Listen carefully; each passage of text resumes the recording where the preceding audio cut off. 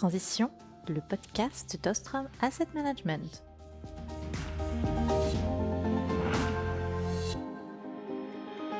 Bonjour à toutes et à tous et bienvenue dans ce nouvel épisode de Transition, le podcast d'Ostrom Asset Management qui explore les transformations profondes du monde de l'investissement et de la finance durable. Aujourd'hui, nous plongeons au cœur d'un sujet aussi technique que stratégique, la data ESG, ces données environnementales, sociales et de gouvernance qui redessinent la manière dont on analyse les entreprises, dont on mesure les risques et surtout, dont on prend des décisions d'investissement. Pour en parler, j'ai le plaisir d'accueillir deux invités qui vivent ces enjeux au quotidien, Sophie Palagos, analyste crédit et durabilité, et Marc Estanazier, stratégiste ESG, chantiers transversaux et data. Avec eux, nous allons comprendre comment cette data ESG est collectée, filtrée, analysée et surtout comment elle devient un véritable avantage stratégique pour un investisseur. Bonjour à tous les deux. Bonjour. Bonjour. Pour commencer, Marc, si on revient aux bases, qu'appelle-t-on exactement data ESG ? Commençons par l'essentiel en effet. Qu'est-ce que la data ESG ? On parle ici d'un ensemble d'informations relatives aux performances environnementales, sociales et de gouvernance. Cet acronyme ESG est devenu incontournable. Ces données ne sont pas faites d'un bloc homogène. Elles peuvent être quantitatives, par exemple le nombre de tonnes de CO2 émises, mais aussi qualitatives, comme la qualité du dialogue social. Elles peuvent être brutes et disséminées dans divers documents, ou au contraire, structurées et standardisées selon des normes bien établies. La source principale reste souvent l'entreprise elle-même. Elle communique ces données dans des rapports annuels, des rapports de durabilité, mais aussi via d'autres canaux, articles ou communiqués. Certaines informations sont publiées par des ONG. Les États, les entités supranationales ou les organisations mondiales, comme l'ONU ou la Banque mondiale, publient également périodiquement des données ESG. Ces données brutes sont ensuite le plus souvent collectées et traitées par des fournisseurs spécialisés. Ces derniers peuvent compiler les informations disponibles, mais aussi les compléter, voire les estimer, grâce à leur propre méthodologie et modèles. C'est là qu'intervient une partie de la complexité et de la valeur ajoutée. Alors merci Marc. Et alors concrètement, comment est-ce que cela se traduit sur le terrain ? Quels sont les types de données à notre disposition ? La nature et la disponibilité de ces données varient considérablement selon les cas. Elles sont influencées par des réglementations locales, notamment la CSRD, Corporate Sustainability Reporting Directive, en Europe, continent qui, pour les entreprises de certaines tailles, impose un reporting ESG de plus en plus exigeant. Néanmoins, la directive Omnibus a simplifié le dispositif et réduit le nombre de points de données exigés. Ces données ESG ne remplacent pas les données financières traditionnelles. Elles viennent les compléter. Elles nous offrent un regard nouveau, un autre prisme, pour analyser la performance et la résilience d'une entreprise. Concrètement, ces indicateurs sont très variés. Dans le volet environnemental, le E, on trouve par exemple les émissions carbone, la consommation d'énergie, ou encore les actions en faveur de la biodiversité. Sur le plan social, le S, on regarde la diversité des équipes, les conditions de travail, la santé et la sécurité des employés, ou encore les relations avec les communautés locales. Et enfin, pour la gouvernance, le G, cela concerne surtout la structure du conseil d'administration, l'éthique des affaires ou encore les politiques de rémunération. À partir de ces multiples indicateurs, les fournisseurs de données construisent des notations ESG. Ces notations agrègent et pondèrent les performances sur les trois piliers E, S et G en fonction de leur matérialité et du secteur d'activité de l'entreprise. Alors, merci Marc, on comprend mieux la nature des indicateurs, mais au-delà de la typologie, quel rôle stratégique ces données jouent-elles aujourd'hui ?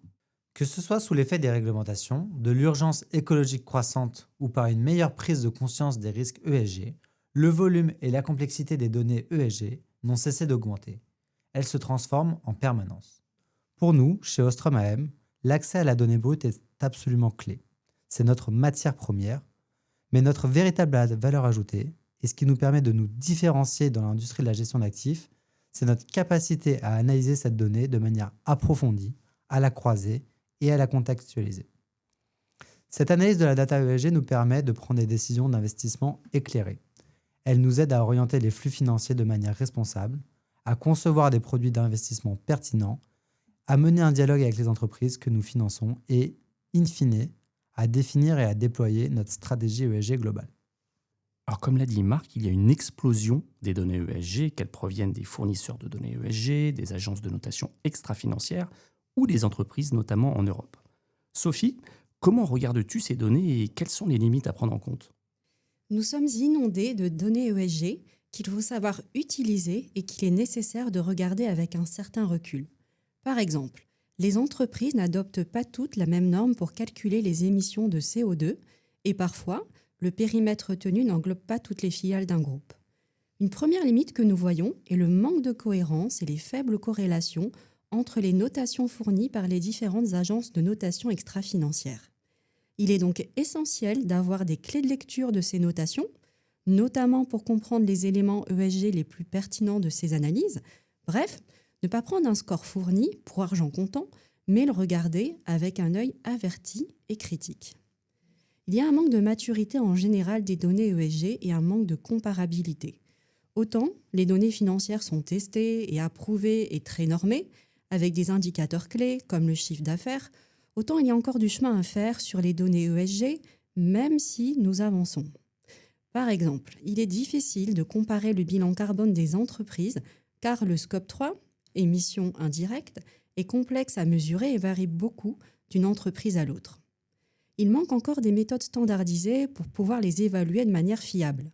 C'est pourquoi nous tâchons, à la direction de la recherche crédit et durabilité chez Ostrom Asset Management, d'identifier pour chaque secteur quels sont les scopes 3 les plus matériels.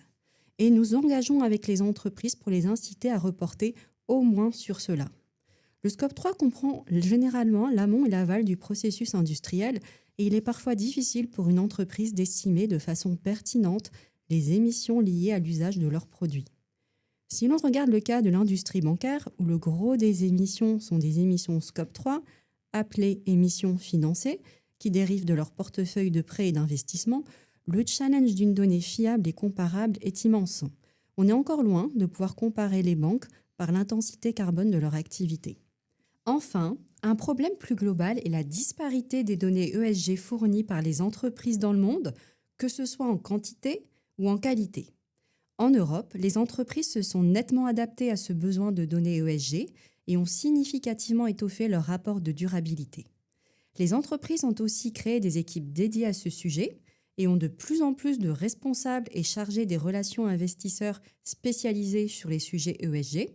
Ce sont devenus des interlocuteurs clés pour mieux échanger sur les grands enjeux ESG des entreprises.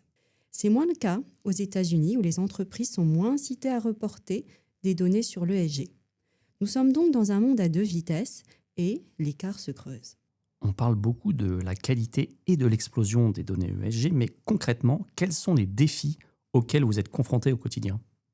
Face à cette abondance de données ESG, une des premières étapes pour nous est de les sélectionner. Quels sont les indicateurs les plus pertinents et chez quels fournisseurs allons-nous les chercher? Chez Ostrom AM, nous avons un principe clair. Nous privilégions les données directement reportées par les entreprises plutôt que celles estimées par les fournisseurs. Pourquoi? Principalement parce que la réglementation actuelle, comme la CSRD dont on parlait juste avant, nous incite fortement à nous baser sur les informations publiées par les entreprises.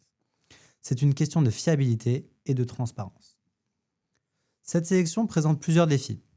Le premier est le choix du bon fournisseur de données, celui qui propose les modules d'analyse pertinents et surtout des méthodologies robustes et transparentes. Le deuxième défi est créé par l'extrême dynamisme de cette offre. L'écosystème des fournisseurs de données ESG évolue très vite.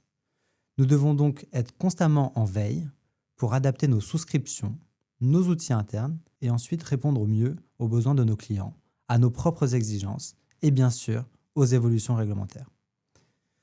La maîtrise des coûts de la donnée, qui ont largement augmenté ces dernières années, est un réel sujet également pour notre industrie. Pour comprendre un peu mieux l'environnement actuel, il faut regarder l'évolution très marquée des fournisseurs de données sur les 20 dernières années. On a assisté à une véritable vague de consolidation. D'abord, les grandes agences de notation financière traditionnelles ont massivement investi l'ESG, souvent par croissance externe. On peut citer quelques exemples marquants, Standard & Poor's qui a racheté Trucost en 2016, ou encore Moody's qui a acquis Vigeo en 2019. Ce mouvement s'est intensifié. Récemment encore, on a vu que Moody's cessait son activité de notation ESG au profit de MSCI. Mais à quel point cette consolidation a-t-elle transformé le paysage? Ces mouvements de consolidation et ces changements capitalistiques sont importants et nous amènent à être vigilants quant à la dépendance que nous pourrions avoir face à un acteur unique. Imaginez, une méthodologie peut changer du jour au lendemain, impactant nos analyses. Nous devons donc impérativement rester conscients de ces transformations et surtout faire preuve d'agilité. Face à la prédominance des gros acteurs américains, il est intéressant de noter qu'il existe encore plusieurs acteurs indépendants qui jouent un rôle important, notamment en France, comme Carbone 4, Iceberg Data Lab ou Etifinance. Néanmoins, les plus petits acteurs ont des taux de couverture qui peuvent être inférieurs par rapport aux mastodontes américains qui ont une force de frappe mondiale.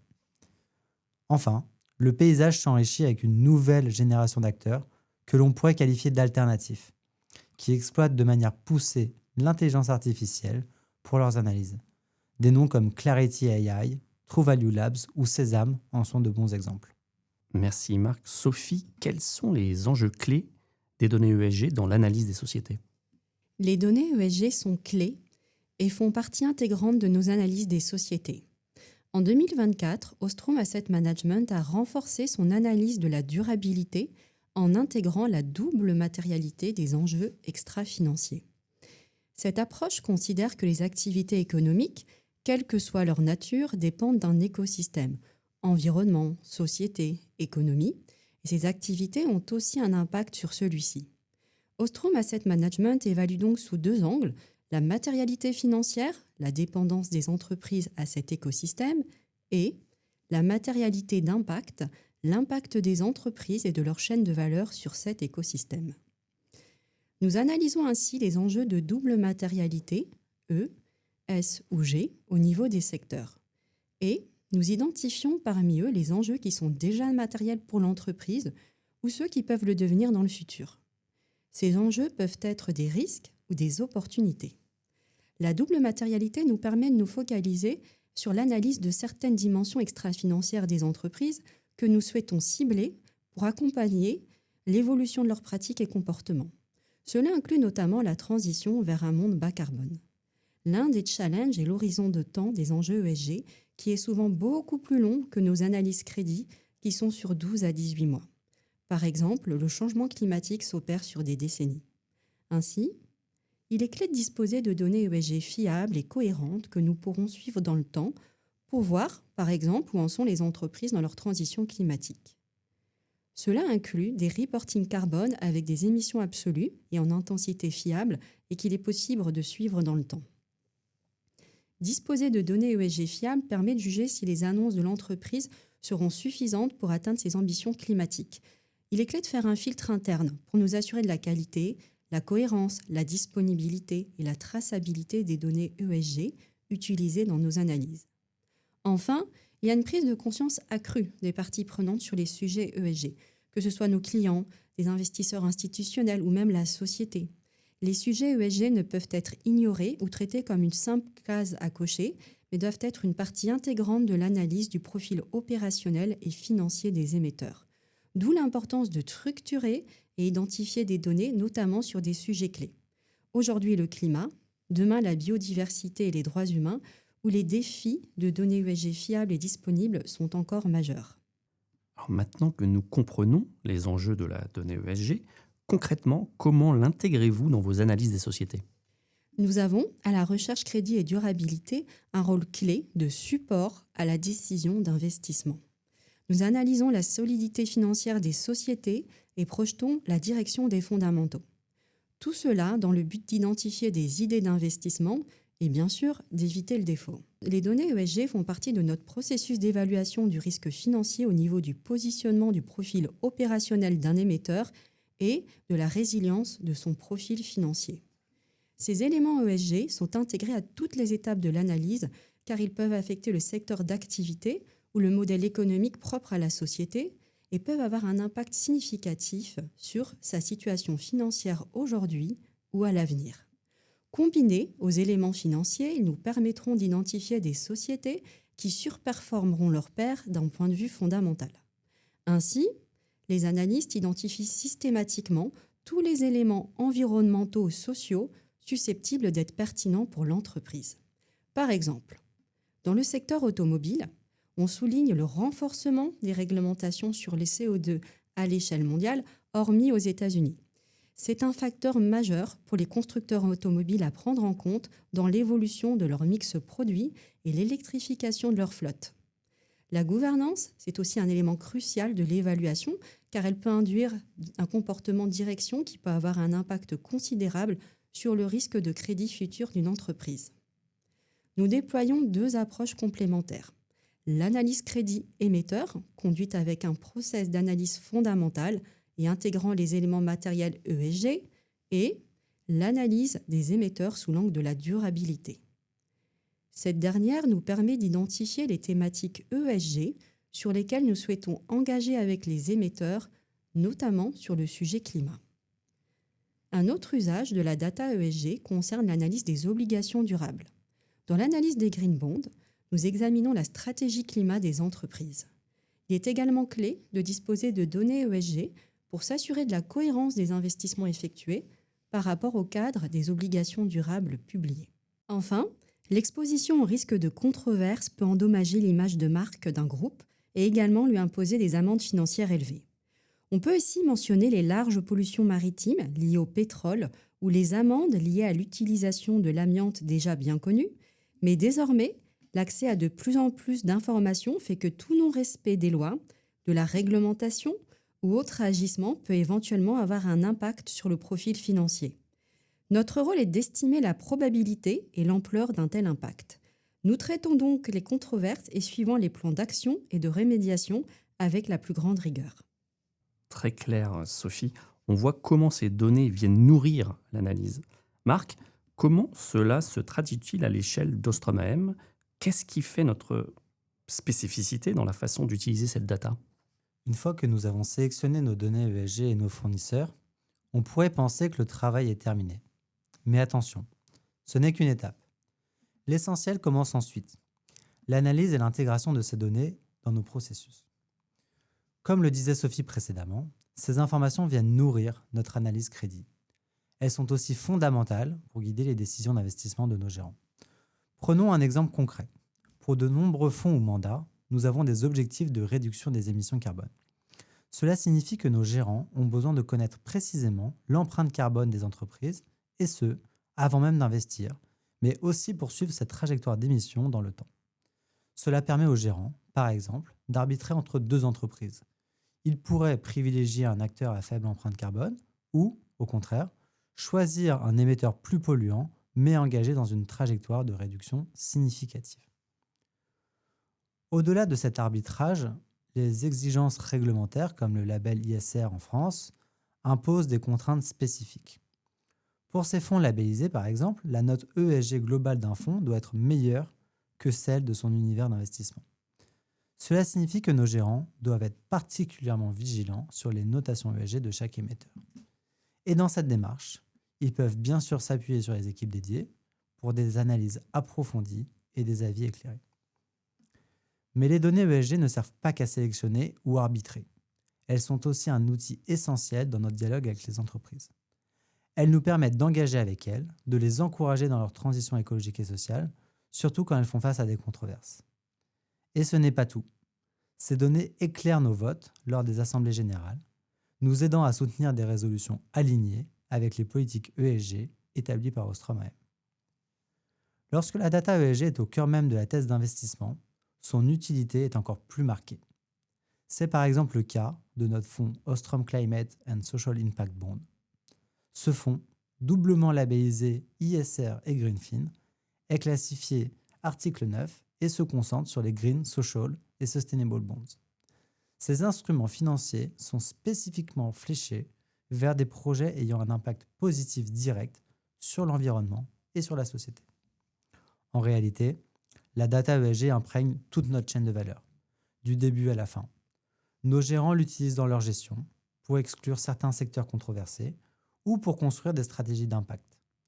Nos équipes de risque surveillent des ratios spécifiques basés sur les métriques ESG et nos équipes reporting la retranscrivent ensuite de manière visuelle et synthétique à nos clients.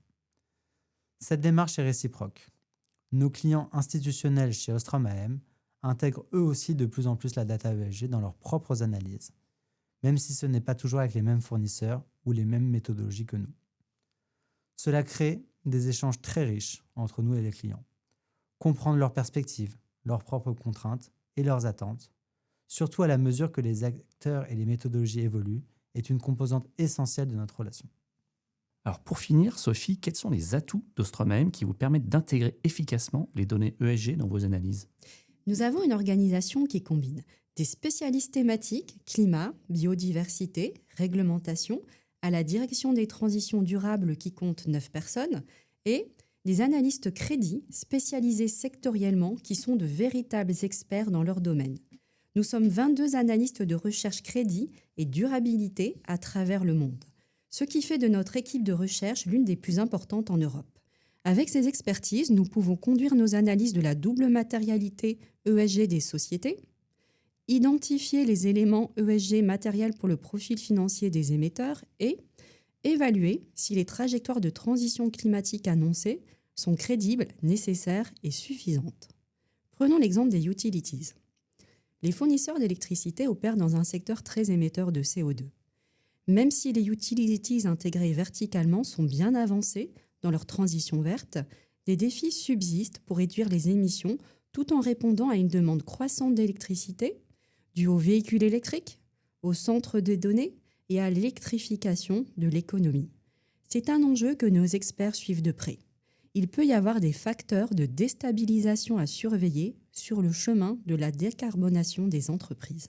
Merci Sophie, merci Marc pour ces éclairages passionnants sur la manière dont la data ESG transforme non seulement l'analyse financière, mais aussi les décisions d'investissement au quotidien chez Ostrom AM. Merci Clément. Merci Clément. On voit à quel point ces données longtemps considérées comme périphériques sont désormais au cœur des enjeux de performance, de résilience et de responsabilité. Merci à vous tous de nous avoir suivis. Si cet épisode vous a plu, n'hésitez pas à écouter les autres épisodes du podcast Transition sur toutes les plateformes de podcast ou sur notre site web www.ostrom.com. À très bientôt pour un prochain épisode.